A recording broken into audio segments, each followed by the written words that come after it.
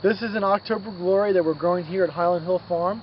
We planted this bad boy in the springtime and they did fantastic. We got them in right at the right time. Sometimes you got lucky, and we got lucky this year.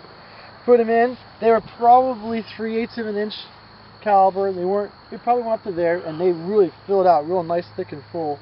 We have our irrigation going on through, so if we want to turn on the irrigation, we get water onto them.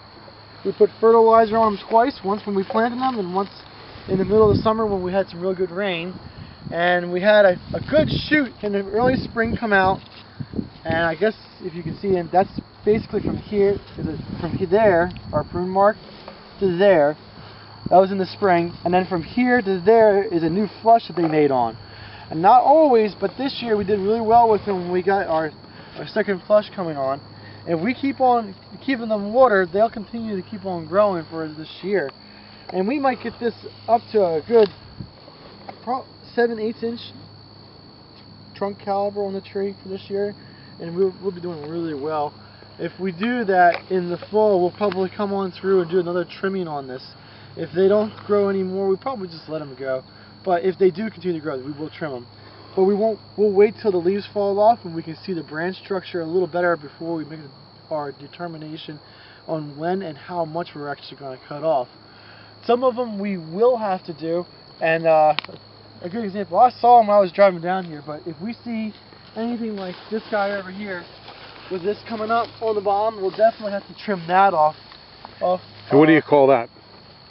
Well, the water spout? That's not really.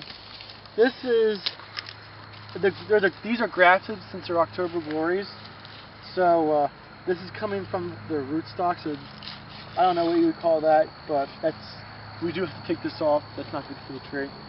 And we just cut it off, the tree will be fine.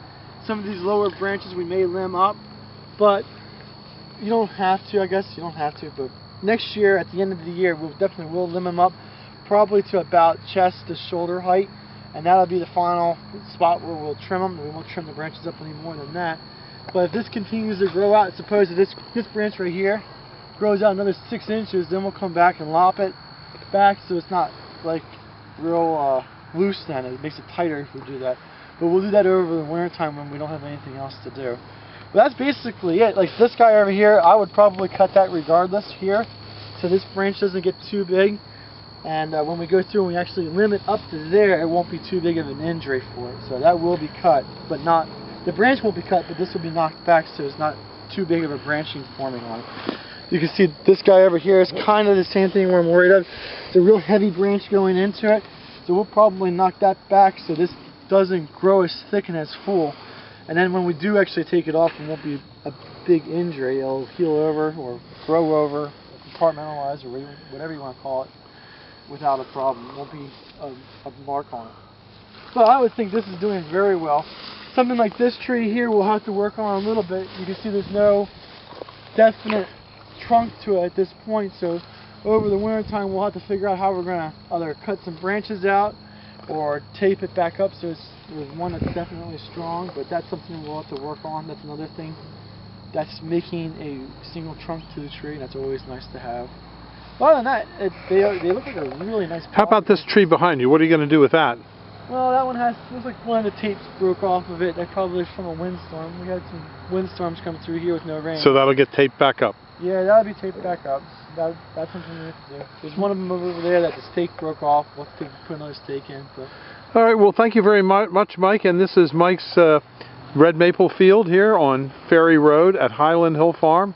And you can reach Michael at 267-446-2376.